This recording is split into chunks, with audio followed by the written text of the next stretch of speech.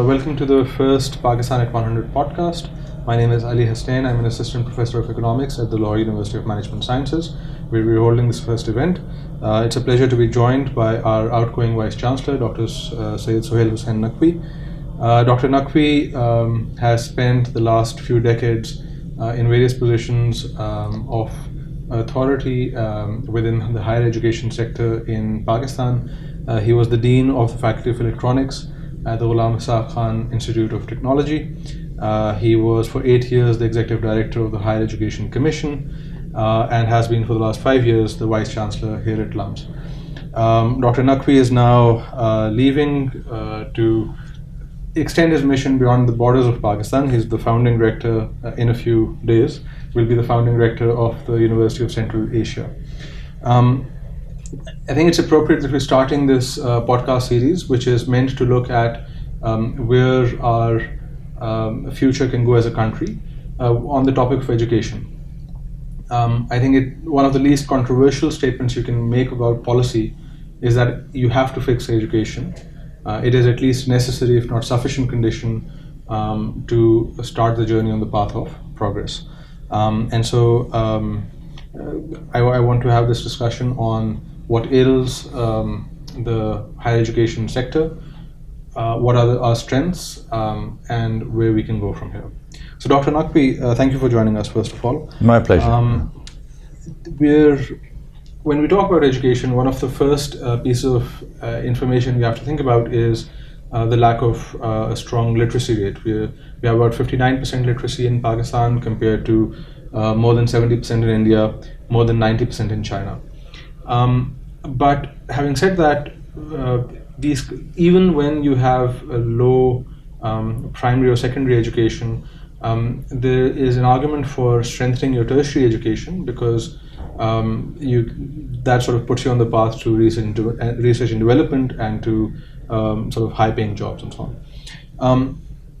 In that sector, we are still not doing too great. We're ranked 124th out of 140 countries in higher education. We have only one country in the top 500 universities of the world, and a very small fraction of our secondary of people that we educate till secondary level go on to college, and this compares sort of disfavorably to countries around the world. So in the developed world, about 30 to 40% of the population are college graduates, and in Pakistan it's 7%. So a lot has to be done.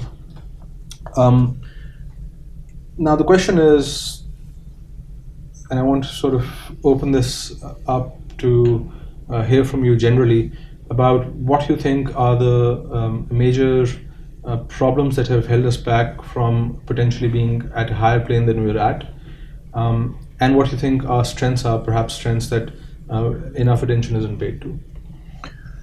Okay, this is a huge question that you have asked, because you started out with the education sector and then moved on to the higher education sector. Well, that's education sector by itself actually is inclusive of higher education. So in education, as far as literacy is concerned, we must be one of the very few countries in the world where that question is even relevant. I mean, because to have a country in the 21st century where the populace is not literate is just sort of unheard of. And there literally are going to be very few countries that are left in the situation that we are in. And then also, almost the entire world has the primary education sector covered, whereas we don't. Neither in terms of access to primary education, which simply do not have enough schools, nor in terms of quality, in terms of the outcomes that we expect from a primary, well-functioning primary education sector. So in that environment, the first question that is normally asked, well, then do we have need for a higher education emphasis? And the response to that is, who exactly is going to worry about this problem, and who exactly is going to do something about this problem? Because all teachers are products of higher education systems. So if you have a 1:30 ratio and you have 30 million children out of school, then you need 1 million teachers. It's very straightforward in that regards.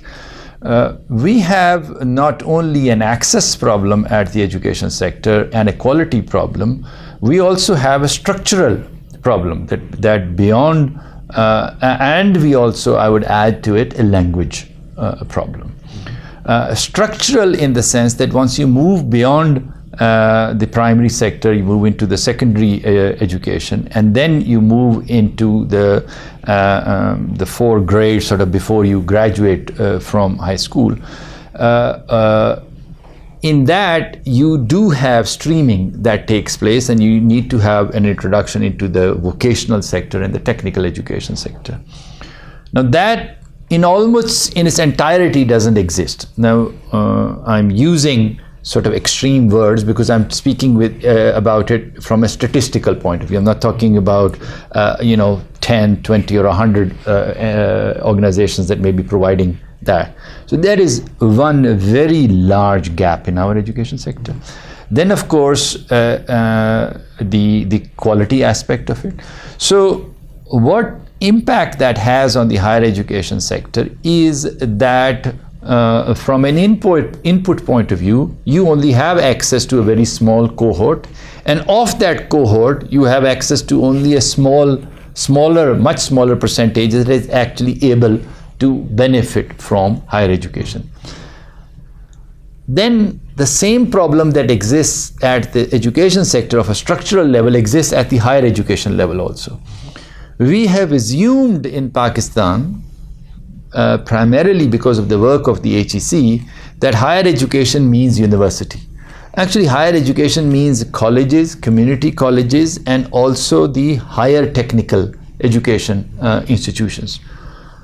In the presence of a non-functional community college, that means our colleges are actually mini universities. They are simply preparing you to go to university. They're not preparing you to go to life. Sure. or be functional. So we have a severe problem over there as well. So that is the baggage that gets you into the higher education sector.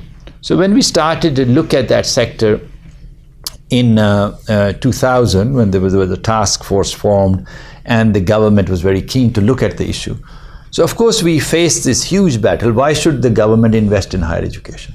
And so we kept answering the question, who is going to create all your policies relating to every aspect of life? Mm-hmm. Health, minerals, petroleum, climate change, what is going to happen? So without indigenous knowledge, you are then at the mercy of consultants. And nobody, from no matter what their qualification, can be parachuted down from anywhere in the world to figure out what is going to take to make things work. You can bring in the best policies, and one should definitely look at them, but the application on the ground is dependent upon local conditions.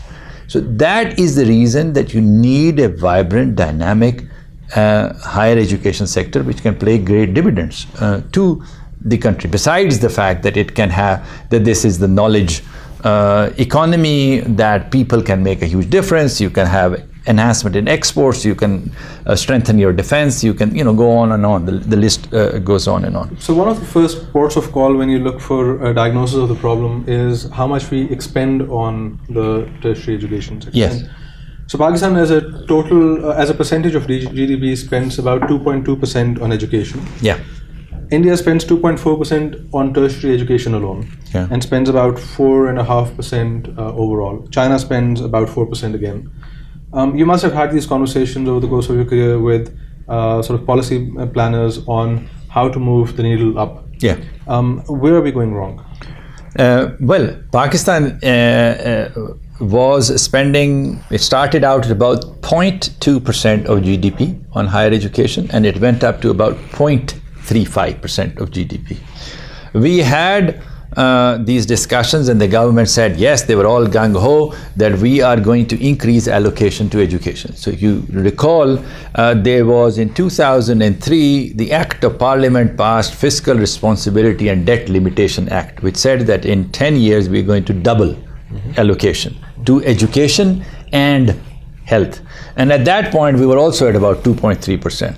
There were also specific offices of the government that actually collected statistics and published them. And those were credible numbers. Since then, the needle has never really wavered from 2 to 2.2, 2.3. Most of the time we actually don't have good statistics, but whatever it is, it's definitely not 3 and not 4. Sure. The problem is that the voice in support of education simply doesn't exist in the parliament. Mm-hmm. It's a bad statement to make, but that's just the reality, that what it is. And so with nobody championing it, it just gets left by the wayside. We are not actually a country short in resources, and 0.1% of Pakistan's GDP is actually a significant amount of money. We could make a lot of difference. And rather than always having these stratospheric objectives, that we'll go 8%, like Vietnam did or something, we don't say that, okay, next year we will have 0.25% extra. And then if you keep on doing it for 5 years, you'll make a difference. We don't do that. So the allocation never increased, and it was a self-fulfilling prophecy. There was another very significant problem, and that is the control of bureaucracy over education. The primary essential purpose of the education department has become that of postings and transfers. It's the sum total. It is how influence is bartered in Pakistan. You have the ministers, you have relatives, you have friends, you have whatever acquaintances. All they want to do is this person transferred from this post, and this is what is going on. The whole aspect of quality, the technical aspect of curriculum, pedagogy, learning, etc., just forgot. And you do not have the technical expertise in the people who run the system to understand what is the issue and then to do something about it. And then on top of that, we have compounded it with this idea that English is our salvation. Mm-hmm. There is no country in the world, I believe, that offers primary education and doesn't offer it in the mother tongue. Sure. And we have treated English as if it is our salvation, as a part of our religion, rather than a very important language that everybody should know. Mm-hmm. Knowing a language well is very different to actually being the medium of instruction in which everything happens. So there's an argument that education scholars that I know make about making sure that the medium of instruction is the mother tongue for early childhood learning and for primary education. Yes. But surely the case for mother tongue usage is diminished at the higher level. And the benefit of having having English training is that it unlocks sort of access to science literature, to literature in any discipline that you pick. I will still repeat, it's a question of just knowing the language. Yes, it does that, but it is at the cost of expression. Mm-hmm. Even at LUMS, we are hiring the creme, we get the creme de la creme, we get the best, superbly trained students. If you were to ask them to express themselves in English or Urdu, there is a significant number who will have far greater expression in Urdu, and yet they are limited because they are not allowed to write the paper in Urdu. And also you have to look at the world. Norway, Malaysia, Thailand, Turkey, Indonesia. Which country in the world doesn't offer education in their own language? Sure. So, and now we have the advantage of technology. You have Google Translate. It can translate anything and everything. Is fast. The machines are becoming better. AI is in play. why are we so scared about all of this thing, and why don't we bring it into play? So let me make this argument though. If it's the case that with time technology is going to diminish the gap, if you will, between languages, then perhaps the language problem will become moot in any case, certainly within the next 30-year time horizon. It is possible. Presumably. But in any case, if you were to, if I were to put you on the spot and say, what are the top 3 problems with higher education? Would language be one of them? Yes, language would be one of them, because you have to understand, within higher education, you have to separate it by subjects. As far as science and engineering is concerned, language doesn't really play that much of a role, because people have enough command of the language and they can get their way through. As far as humanities and social sciences is concerned, which actually defines the ethos of a nation, it defines your character, it is the protector of your heritage, it is your history, it is your passion, your expression, who you are, it's your identity. There we have a problem. And the problems that Pakistan is facing do not have to do with the fact that we have too few people who are able to solve circular vessel functions. We have a question of identity, something very, very deep across the country. We have issues of terrorism, of lack of understanding of religion, of ethnic divide. That is what is tearing the fabric of our country. And primarily, the purpose of education is to address the issues that the country is facing. So at this time, I would say it is a very big challenge, and it is something that needs to be given prominence. That's an interesting point. It's contrary to what seems to be the flow of public opinion, because STEM education has become regarded as the future, in part because of the rise of AI, computer science more generally. And it's thought that perhaps to sort of future-proof yourself, a nation must ensure extremely significant training and emphasis on science and technology. And here you seem to be making the claim that, at least in part, you have to emphasize more perhaps humanities and social sciences to identify what we are as a country. No, I am not diminishing the role of science and technology. I am an engineer myself. I've seen its impact.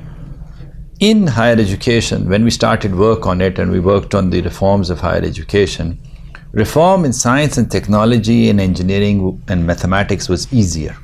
It is something that we, as a part of our culture, it is pre-engineering, pre-medicine. That's the creme de la creme. So we didn't have to do anything about emphasizing it. It's already done for us. Then, since language doesn't play that big a role, we can take the best and the brightest literature, etc., in the world and bring it. And there, English comes to play as a big advantage for us, because we don't have any barrier. We can just go right into it. We did that. We've made a lot of progress in that. But while doing that, the centers of thought and learning, the one couplet that can cause a revolution, that can make grown men cry, that can, actually stun you, that always is from the heart. And the language of the heart is spoken in humanities and social sciences. And it is what connects us to our roots and the earth itself.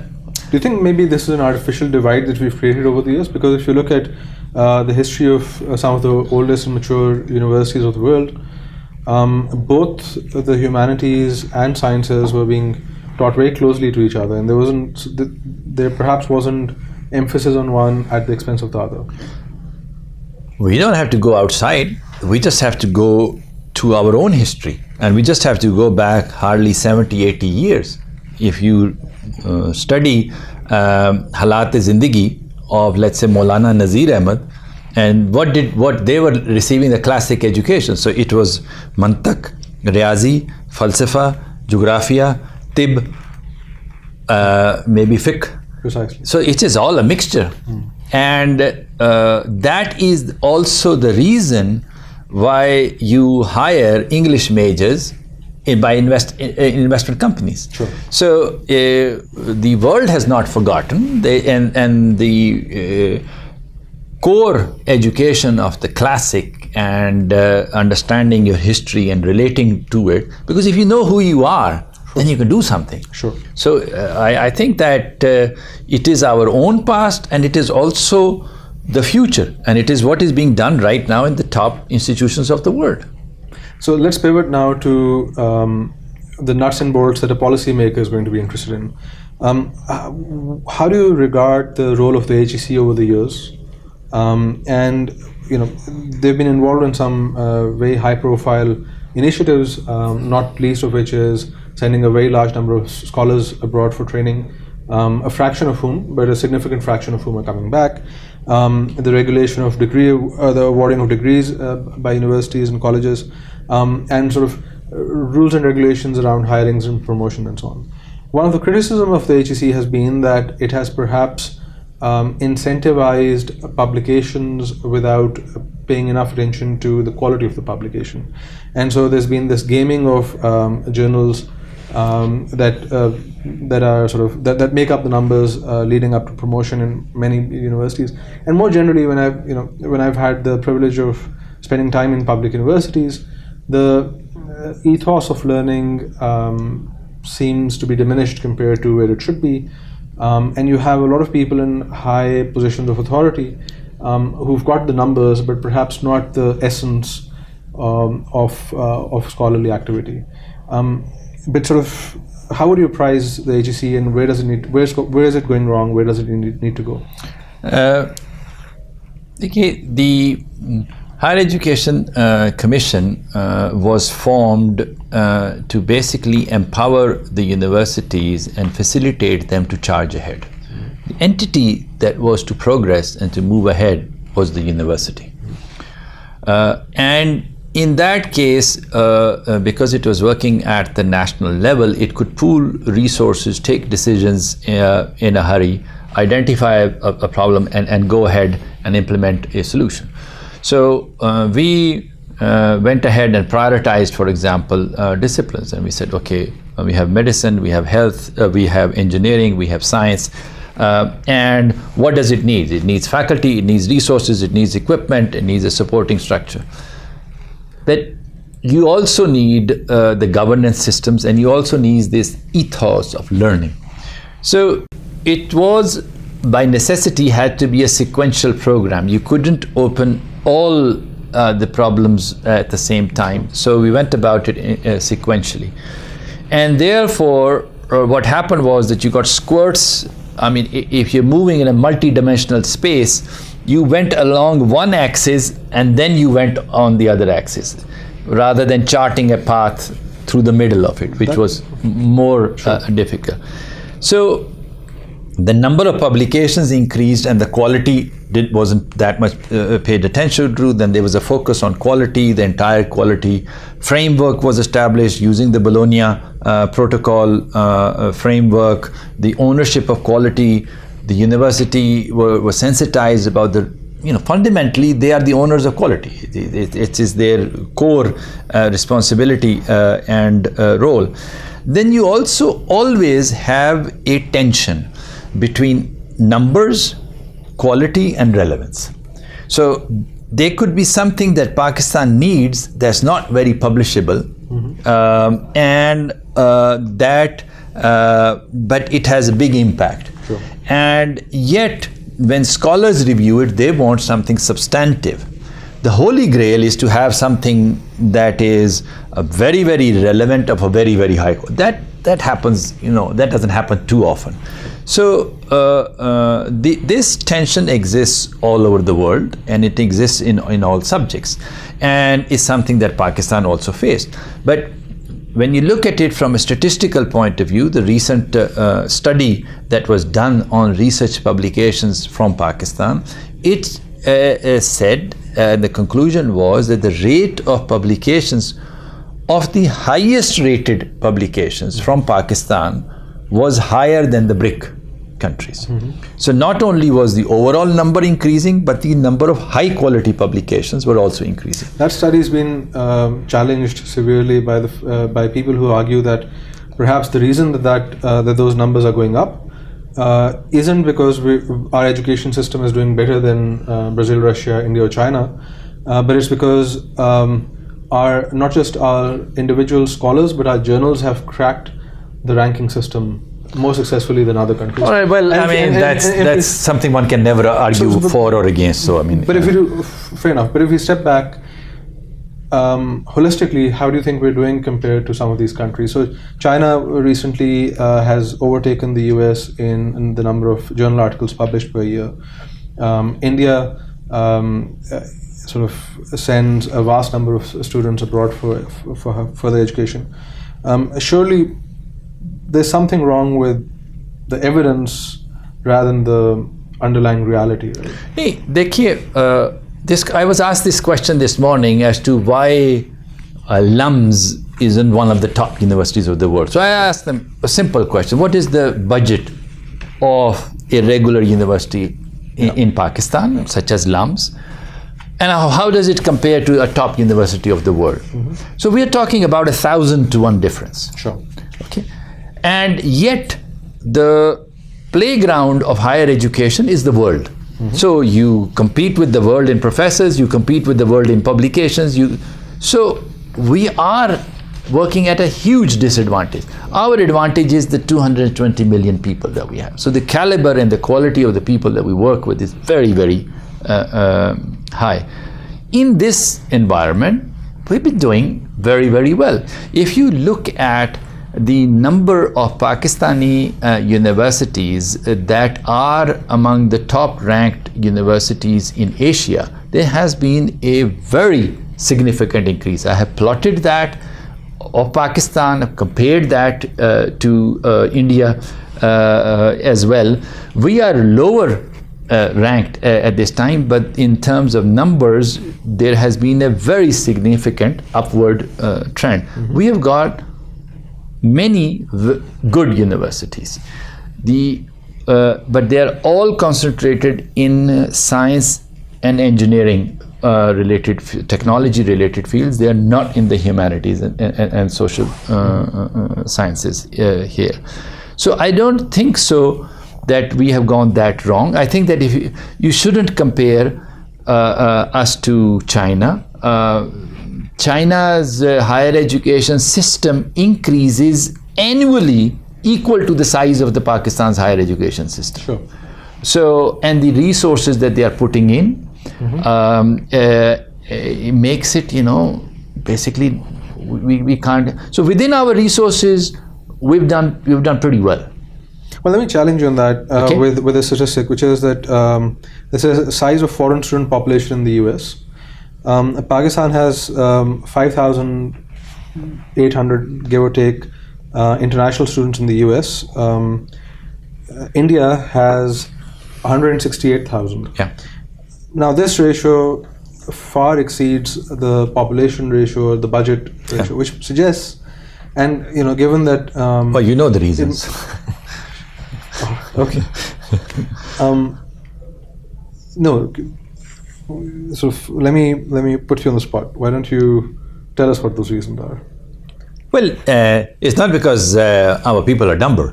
It is because we are just simply not allowed access. There is this whole issue about terrorism and the post 9/11 scenario, and then the terrible times that Pakistan went through.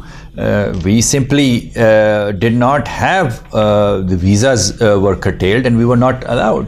I know that working in the HEC, when we were sending PhD students abroad, we started out with the top European countries. And I can give you an example in Austria, where as a Pakistani, you are more likely to be asked the question that are you a PhD student than that are you a taxi driver. Sure. And they have done phenomenally well. And I speak that on the basis of statistics, on the basis of communication from their ministries, of working with their faculty, Pakistani students did very, very well wherever they have gone. And you can check the European top institutions or America. In the US, we ran the largest Fulbright program in the world, but you still had to, even the largest program was only about less than 1,000 students. Sure. So you still have to supplement it with people going themselves. Absolutely. And so there the visa problem was a huge problem. So, education could get buffeted by foreign policy. Yeah.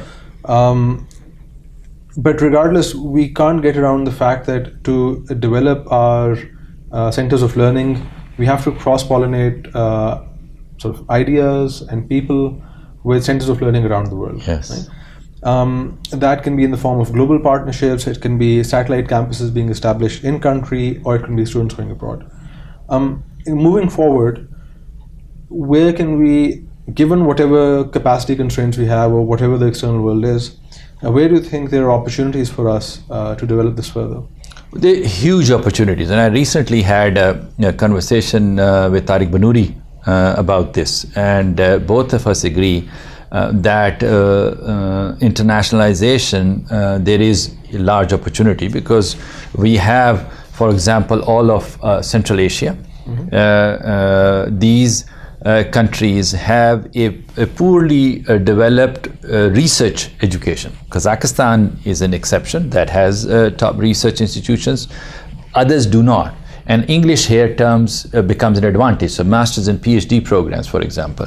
We have the entire continent of Africa. Nigeria is an English-speaking country, it's 300 million people. Certainly can be sending a huge number of students. We have definitely institutions that can compete at the international level. So there are many countries, but we as a country need to get our act together, because it is not simply that LUMS or NUST or PIAS or one of these institutions is a great institution. They are. But it's a question of the visa regime, of marketing, of the websites, and the entire experience of how we get. And I think that the sky is the limit as far as the number of foreign students that we can get in. One problem will be that the foreign students will have a very tough competition against the local students, because the size of our higher education sector is still much smaller than the demand, local demand. We're not able to satisfy that. Sure. So that may lead to international institutions coming in and setting up campuses, for which again then the policy regime has to be changed. The opportunities certainly do exist, but the challenges are high. Our international perception is very, very poor. We've got a long way to go before we are able to do something about that. So let's start thinking about the future. We've got, let's say, next 20, 30 years. We've got some sort of problems that we haven't really touched upon, which include the fact that some of our public universities are deeply politicized. We have student bodies that are supported by, that have the sort of protection also of political parties. We've touched upon the sort of the gaming of promotion and so on by a class of professors. We also have sort of, we seem to be becoming culturally intolerant and narrow-minded, at least if the highlights in the news are to be believed. How do we pivot towards whatever is achievable? First of all, actually, what is achievable, and what are going to be the change leaders that will take us there? I think that the core of this future has to be the university, and within the university it has to be the faculty. So what that means, first and foremost at a national level, is an autonomy to the university with the right structures of accountability. So you don't have universities in which the Minister of Education runs your syndicate, and the director of this is appointed by the Chief Minister and the other director is appointed by somebody else. How can a chief executive run an institution if you have messed up the governance system in this manner? Institutions of higher learning always in the world have been autonomous. That autonomy has to be respected. Then we have to provide them some more support, and we have got to have a regulatory regime that is facilitative. That's what it is supposed to be. Leave the universities alone, they will function. Hold them accountable, ask them these tough questions. Why isn't your research up to the mark? Why isn't the quality there? Why aren't you having an impact on the local industry? Or why haven't you produced a better air conditioner? Or whatever you want to ask. Hold them accountable, but let them do the work. If you are able to do this, really the sky is the limit as far as the Pakistani higher education system is concerned. We have in the past 15 years or so injected about 15 to 20,000 additional PhD. The PhD programs within the country have become robust. If our foreign policy allows us to become a part of the civilized world and we start having exchanges, you will realize that we have a lot to offer to the world and the ability to benefit from the world, because you can have the very highest technical developments taking place in AI, robotics or whatever, but you've got to be able to apply it, and you've got to have a local cohort that's able to understand that information and knowledge and make use of that. That is where the universities would come into play. So I see a very bright future if you do pay attention, and I'm not talking about a vast amount of new resources. Yes, steady increase in resources, but probably autonomy is the number one. All right, last question. What's been the secret sauce at LUMS? It's credited as one of Pakistan's premier universities. And how likely is it, do you think, that we'll be able to create, let's say, 5 institutions of similar quality in the next 20 to 30 years? The secret sauce of LUMS are its values. So it is merit, excellence, tolerance, and not only in name but in practice at all levels. So that is from the Pro-Chancellor, Rector, Board, Vice Chancellor, faculty. Just ruthless application of merit. You have never ever had a violation of merit in the admissions, in the graduation, in the award of grades, in the appointment of faculty, in the promotion of faculty, in any aspect of work.